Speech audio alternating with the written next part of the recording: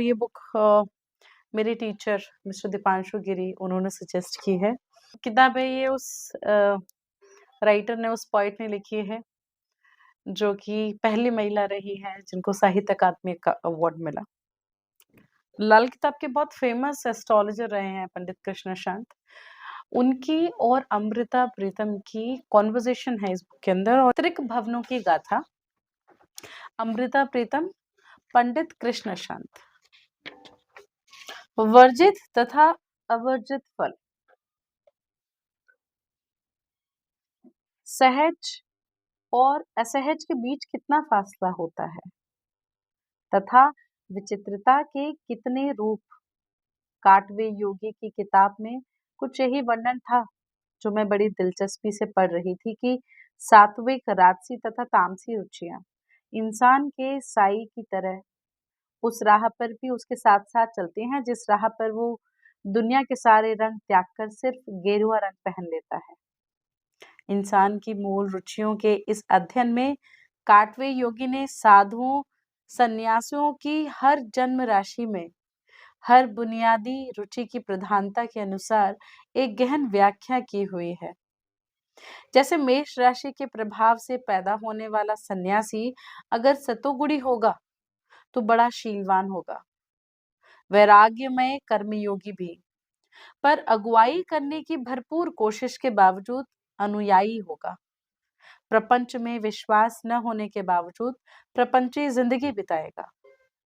वाणी में मिठास होगी, क्रोध नहीं आएगा, अगर आएगा तो शांत होना मुश्किल हो जाएगा। इसी राशि के प्रभाव में पैदा होने वाला सन्यासी अगर रजोगुणी स्वभाव का होगा तो दूसरों से मान सम्मान की उम्मीद रखना उसका सहज स्वभाव होगा। वो विद्वान होगा पर दूसरों पर अपनी छाप भी चाहेगा, उपकार करेगा पर उपकार का सिला भी चाहेगा, वो बड़े लोगों से मित्रता भी चाहेगा। इसी राशि के प्रभाव में पैदा होने वाला साधु सन्यासी अगर तमोगुणी रुचि का होगा तो उसका क्रोधी स्वभाव उसके वश में नहीं होगा, दंभ उसके स्वभाव में सहज होगा, स्त्री की प्यास उसके अंतर में रची हुई होगी, दूसरों के रास्ते में रोड़े अटकाना भी उसका सहज स्वभाव होगा। इस तरह मेष राशि से लेकर मीन राशि तक 12 राशियों का विवरण था जिसमें इंसान के त्रिगुणी स्वभाव का बड़ा बारीक विवरण दर्ज था। पर इस वैज्ञानिक दर्शन को पढ़ते हुए मैं चौंक गई। जिस समय लाल किताब में दर्ज वह विवरण पढ़ा कि कुछ लोगों के लिए किसी धर्म स्थान की स्थापना करनी उसके लिए बड़ी अशुभ सिद्ध होती है, साथ ही ये भी पढ़ा कि कई लोगों के लिए दान देना भी बड़ा अशुभ कर्म सिद्ध होता है। इस अशुभता के पीछे कौन सा तर्क छिपा हुआ है, उसी को पहचानने के लिए मैंने पंडित कृष्ण शांत को फोन किया। गहन अध्ययन उनका एक ऐसा वसफ है जिसे मैं बड़ी कद्र की नजर से देखती हूँ। जब एक दिन वो आए तो पूछा, पंडित जी, किसी के हाथों से धर्म स्थान की कोई स्थापना भी अशुभ हो सकती है, दान भी अशुभ हो सकता है, या माजरा क्या है? वो हंस दिए, कहने लगे, समुद्र मंथन के वक्त अमृत जैसी वस्तु के साथ जहर की प्राप्ति में जो तर्क छिपा हुआ है वही तर्क इस अशुभता का तर्क है। हर इंसान के अंतर में त्रिगुण होते हैं, सात्विक, राजसी और तामसी। फर्क सिर्फ मिकदार का होता है, वही मिकदार इंसान के अंतःकरण की रूपरेखा है। पिछले जन्म के संस्कारों की बुनियाद पर किसी इंसान में जो विशेष तत्व प्रधान हो जाता है, ये सब उसी की माया है। पूछा, इस माया में किसी धर्म स्थान की, किसी देव मंदिर की, किसी इबादत गाह की स्थापना भी वर्जित हो जाती है? हाँ, हो जाती है। जो रुचि बीज रूप में हासिल नहीं हुई, उस बीज के बिना खाली जमीन को पानी देते रहना कोई फल नहीं दे सकता है।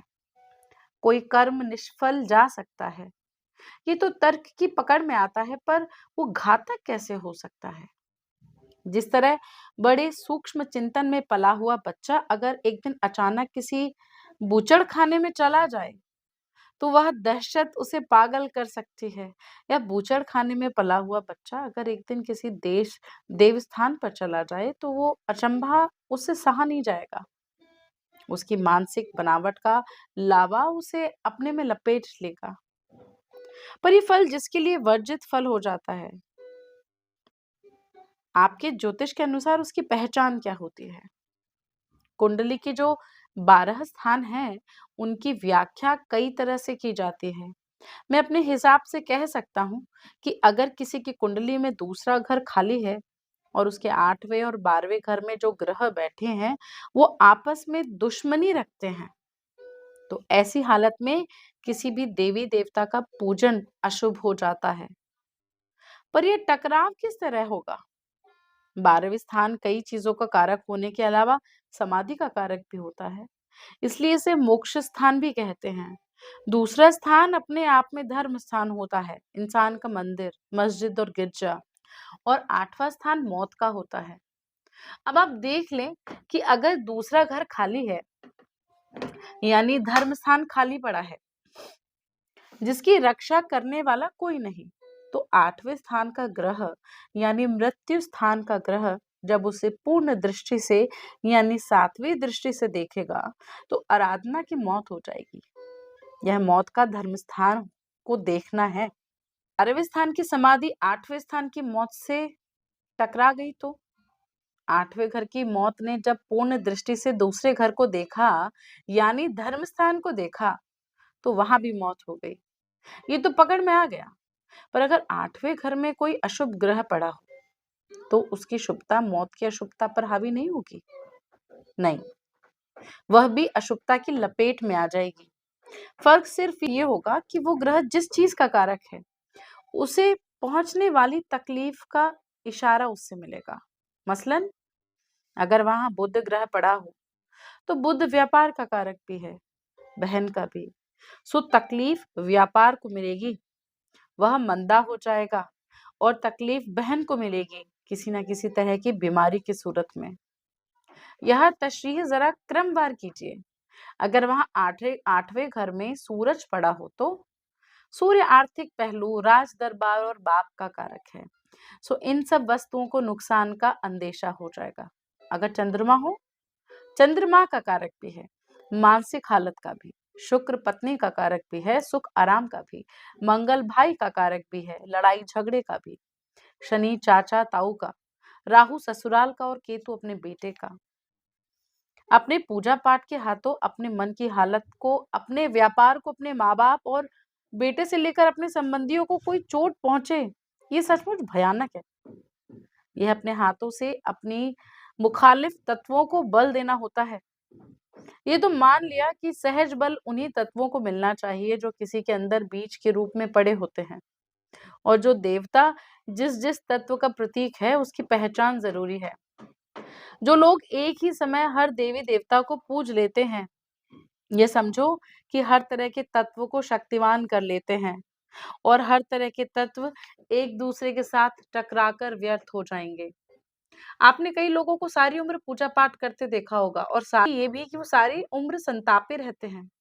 उसका यही कारण होता है कि उन्होंने मुखालिफ तत्वों को भी जागृत कर लिया होता है।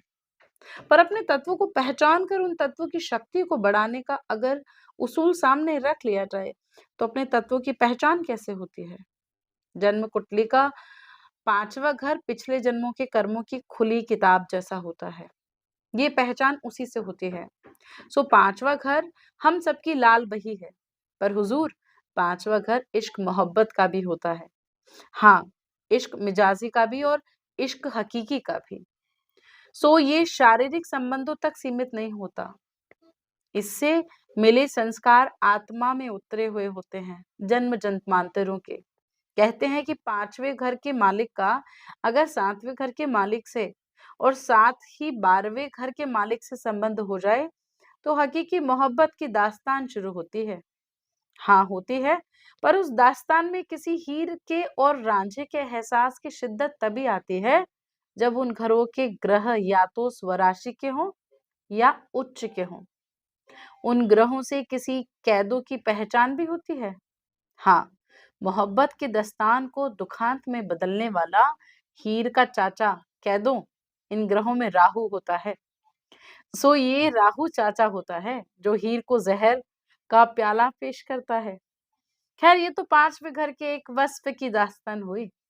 पर आप बता रहे थे कि अपने मूल तत्वों की पहचान पांचवें घर के ग्रह से पानी होती है और उसी तत्व के आधार पर अपना इष्ट चुनना होता है। सो एक तरह से ये स्वयंवर स्थान होता है कि आत्मा ने किस इष्ट के गले में जयमाला डाली है। हाँ, इस स्थान में स्वयंवर स्थान का ही गुण होता है। अब विवरण के साथ बताइएगा कि किस ग्रह की आत्मा ने किस इष्ट को चुनना होता है।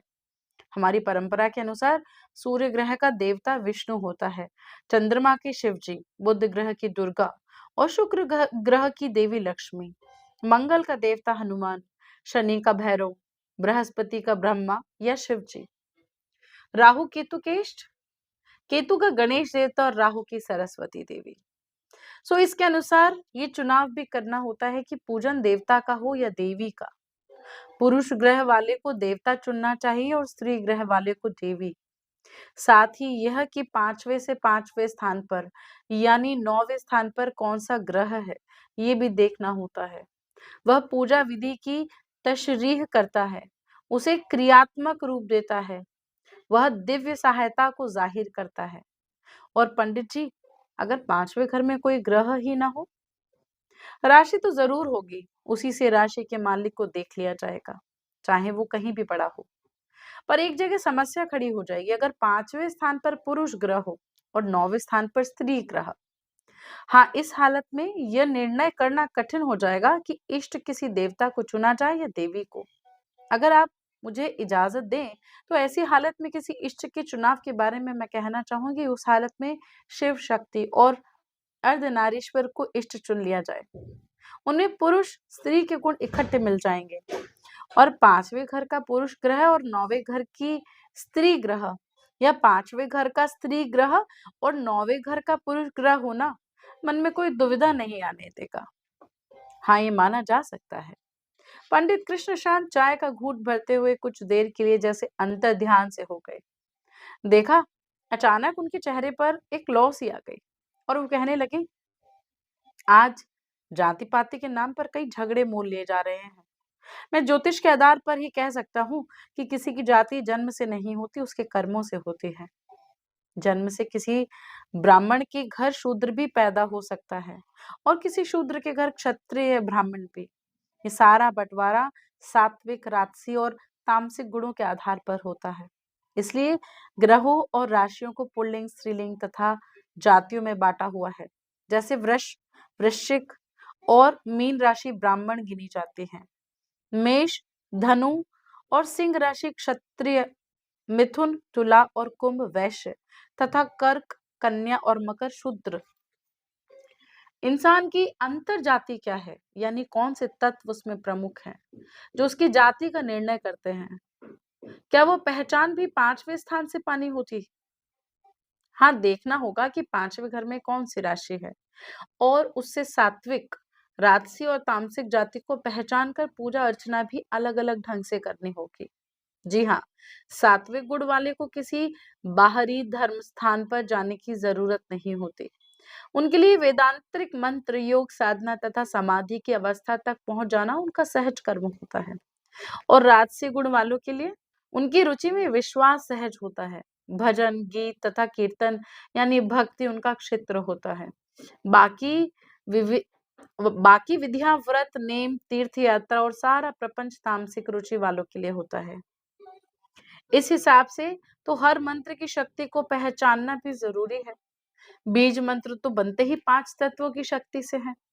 बिना समझे किसी मंत्र का जाप बिल्कुल उल्टा भी पड़ सकता है। इसके विज्ञान को समझने के लिए एक मिसाल देता हूँ कि छठा, 8वां और 12वां स्थान जो हमारे इल्म में त्रिक स्थान कहे जाते हैं, उनको देखना बहुत जरूरी है। 12 राशियों में से कौन सी राशि किस अक्षर के तत्व को धारण करती है, यह विवरण हर जगह लिखा मिल जाएगा। देखना होगा कि छठे, 8वें और 12वें में जो जो राशियां हैं, उस राशि से संबंधित जो भी अक्षर हैं, इंसान कभी भी उस मंत्र की साधना न करे जिसका पहला अक्षर छठी, 8वीं और 12वीं राशि के अक्षरों के अनुसार हो। कोई मिसाल देकर बताएं। मान लीजिए कि मेष का लग्न है, उसके हिसाब से छठे घर में कन्या राशि होगी, 8वें में वृश्चिक और 12वें में मीन। और जब देखना होगा कि कन्या राशि के अक्षर कौन से हैं, वृश्चिक के अक्षर कौन से हैं और मीन के अक्षर कौन से हैं, और उनमें से कोई अक्षर वो नहीं होना चाहिए जो मंत्र का पहला अक्षर हो। बिल्कुल यही उसूल सामने रखना होगा। नहीं तो अगर मंत्र का पहला अक्षर वह होगा जो छठे घर की राशि के अक्षरों में से है, तो व्यक्ति पर बेवजह कोई मुकदमा लागू हो जाएगा या और कोई झगड़ा फसाद पैदा हो जाएगा, क्योंकि छठा स्थान इन बातों का होता है। बेचारी मासूमियत को यह सजा। मासूमियत तो है, पर ये मासूमियत अज्ञान की है। हाँ, जलते कोयले ने ये नहीं देखना कि किसका मासूम पोर जल गया। गलती तो जलते कोयले को पकड़ने की है। इसी तरह 8वें घर की राशि जिन अक्षरों की नुमाइंदा होती है, उनमें से अगर कोई अक्षर किसी मंत्र का पहला अक्षर होगा, तो इंसान बीमारियों के वश में पड़ जाएगा। और 12वें घर की राशि के अक्षरों में से अगर कोई अक्षर किसी मंत्र का पहला अक्षर होगा, तो उसके जाप से इंसान की दौलत बेवजह खर्चे के रास्ते में पड़ जाएगी। पर वैदिक मंत्र आमतौर पर ओम लफ्ज से शुरू होते हैं। अगर ओम अक्षर इंसान के छठे, 8वें या 12वें घर की राशि का अक्षर हो, तो फिर एक मिसाल देता हूँ। ओम नमः शिवाय वैदिक मंत्र है। अगर ओ लफ्ज किसी के छठे, 8वें और 12वें स्थान की राशि के अक्षरों में पैदा हो, तो उसे वैदिक मंत्र की जगह बीज मंत्र का जाप करना चाहिए। शिव के बीज मंत्र का जाप, वह उसी स्तर का सिर्फ छोटा सा लफ्ज है, ओम। इसके साथ ओ अक्षर भी छोड़ा जाएगा और उसका असर भी कायम रहेगा। पर सरकार, अभी आपने सिर्फ छठे, 8वें और 12वें स्थान की बात की थी, अब साथ में चौथा स्थान भी जोड़ दिया। वह स्थान भी देखना जरूरी है। वही तो जमीन है इंसान के पैरों के लिए। अगर पैरों तले से जमीन ही हिल गई तो बाकी क्या रहेगा? है तो सब कुछ विज्ञान, पर यह मसला बहुत बड़ा है। और उसके बारे में आप क्या कहेंगे कि कई लोगों के लिए दान भी अशुभ होता है। इसके लिए दान के सिद्धांत को सामने रखना होगा। यह तो सबने सुना होता है कि जिसके जन्म समय के जो ग्रह शुभ होते हैं, उनकी शुभता को बढ़ाना होता है, और जो अशुभ होते हैं, उनकी अशुभता को घटाना होता है। हाँ, जिन धातुओं या पत्थरों में इस तरह के गुण होते हैं, उनको पहचानना और धारण करना उन तत्वों की शुभता को बढ़ाना माना जाता है। इसी तरह जो ग्रह अशुभ होते हैं, अपने से दूर करना उनकी अशुभता को घटाना होता है। यही दान का सिद्धांत है। पर दान उस जगह पर गलत हो जाता है जब अनजाने में किसी चीज का दान दिया जाता है जो शुभ ग्रह की कारक वस्तु होती है। हाँ, उस हिसाब से शुभता को घटाना हो जाएगा। मान लीजिए कि किसी की जन्म कुंडली में मंगल बड़ा शुभ है। तीसरे स्थान में पड़ा हुआ मंगल बड़ा शुभ होता है। यही इंसान अगर मिठाई बांटे तो उसके लिए ये दान बड़ा अशुभ होगा। मिठाई मंगल की कारक है, यानी उसने मंगल की शक्ति को बांट बांट कर खुद से ही घटा लिया। 7वें स्थान पर वृषभ या तुला का शुक्र भी बड़ा शुभ माना जाता है। हाँ, अगर इस इंसान ने फूलों का दान दे या इत्र फुलेल का या सिले हुए कपड़ों का दान करे तो शुक्र की शुभता बांटी जाएगी। इसी तरह अगर चंद्र दूसरे या चौथे स्थान पर हो तो शुभ होता है, और व्यक्ति गलती से चांदी या मोती दान कर दे तो चंद्र की शुभता उसके अपने लिए कम हो जाती। इस हिसाब से तो शराब, क्योंकि शनि की कारक होते हैं, अगर शनि शुभ पड़ा हो तो कॉकटेल पार्टी इंसान को तबाह कर देंगी, जरूर कर देंगी। खुदाया इल्म के दान का क्या होगा? अगर बुध किसी की कुंडली में शुभ हो तो उसे कलम का दान नहीं देना चाहिए। अगर बृहस्पति शुभ हो तो किताब का दान नहीं देना चाहिए। मारे गए। यही सिद्धांत दान लेने वाली बात पर भी लागू होता है कि जब जन्म पत्री में कोई अशुभ ग्रह पड़े हों, तो उन ग्रहों की कारक वस्तुओं के तोहफे कबूल करना उनकी अशुभता को बढ़ा देंगे, और इस हिसाब किताब के अनुसार शुभ ग्रहों की कारक वस्तुओं के तोहफे कबूल करना उनकी शुभता को बढ़ा देंगे। हाँ, यह सिद्धांत सीधा है, पर गौर करने वाली एक और हालत होती है। अशुभ जगहों पर पड़े हुए ग्रहों की हालत में दान देने के पहलू से, मसलन चौथे घर में चंद्रमा और 10वें घर में बृहस्पति यदि हो, तो बृहस्पति चाहे बड़ा शुभ ग्रह है, पर शनि स्थान पर इसकी हालत सूखे पीपल जैसी होती है। चंद्रमा क्योंकि पानी का स्रोत है और ऐसी हालत में कुआं खुदवाना या छबील लगवाना सूखे पीपल पर पानी को व्यर्थ बहाना है, जिससे चंद्रमा का स्रोत सूख जाएगा। अच्छा, कोई और अन्य मिसाल? मान लीजिए कि शनि 8वें स्थान पर पड़ा है, बदहवास। तो ऐसी हालत में अगर व्यक्ति कोई सराय बनाएगा मुसाफिरों, राहगीरों के लिए, तो उनका अपना पुत्र बेघर हो जाएगा। इसी तरह चंद्रमा 12वें स्थान पर अशुभ होता है। ऐसी हालत में किसी साधु फकीर को रोटी देना साधु फकीर की झोली में कोई बुरी वस्तु डालने जैसा हो जाता है। इसके साथ मन में अजीब बेचैनी पैदा हो जाएगी। आपकी नजर में इसकी तशरीह पता नहीं क्या है, पर मेरी नजर में इसके अंदर किसी तरह की अपात्रता का दखल जान पड़ता है।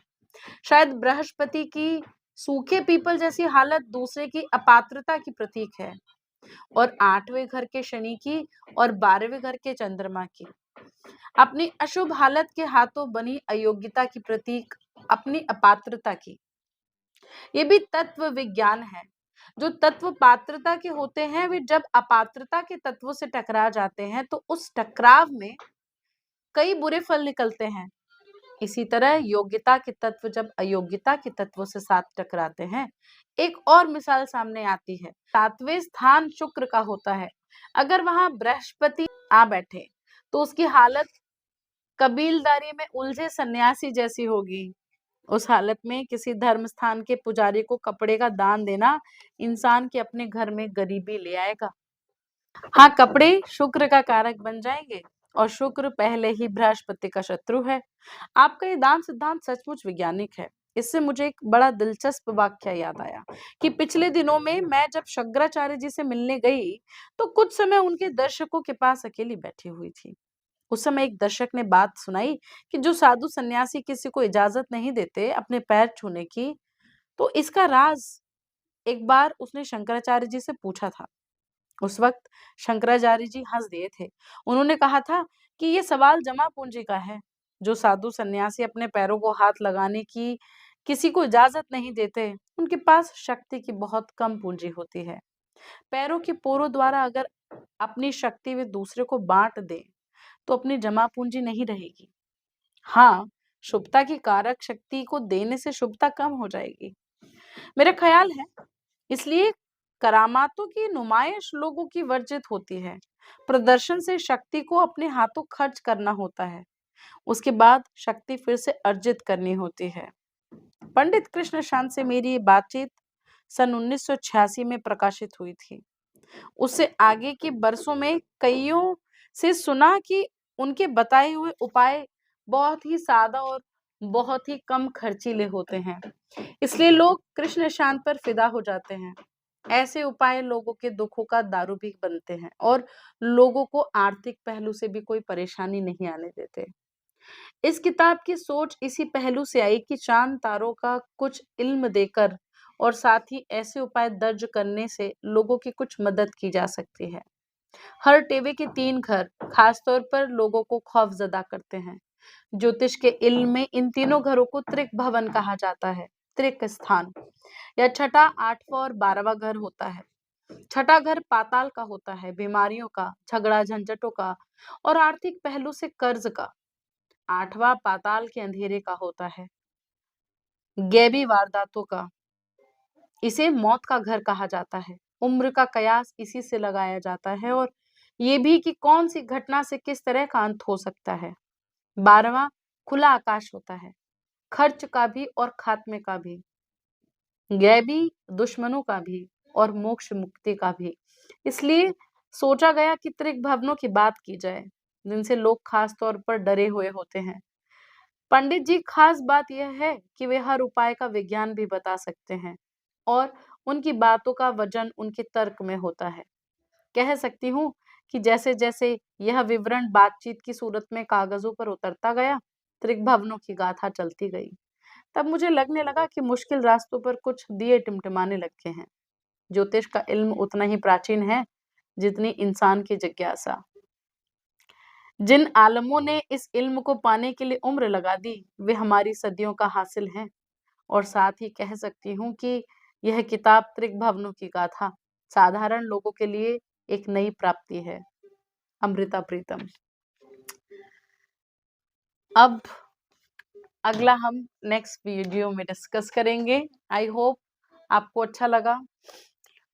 और मैं थोड़ा-सा जिस दे दूँ, क्योंकि मैं 3-4 बार ये किताब पढ़ चुकी हूँ, तो त्रिभुवनों की गाथा के अंदर जो 6th, 8th और 12th के बारे में डिस्कशन किया गया है, उसके अंदर डिफरेंट प्लैनेट्स अगर 6th, 8th, 12th में आते हैं, तो उसका हम किस तरीके से व्याख्या करेंगे और अ, उससे हानि क्या है और फ़ायदा क्या है और रेमेडी क्या की जा सकती है, वो भी इस बुक के अंदर मेंशन है। तो आई होप आप बुक रीडिंग एन्जॉय करें और कमेंट्स में ज़रूर बताएँ कि आपको कैसा लगा, कुछ फीडबैक शेयर करना चाहें, तो मोस्ट वेलकम। और अगर आपके सजेशन में कोई बुक है जो आप चाहते हैं कि मैं वो बुक रीड करूँ, आप वो कमेंट सेक्शन के अंदर बता सकते हैं। राधे-राधे।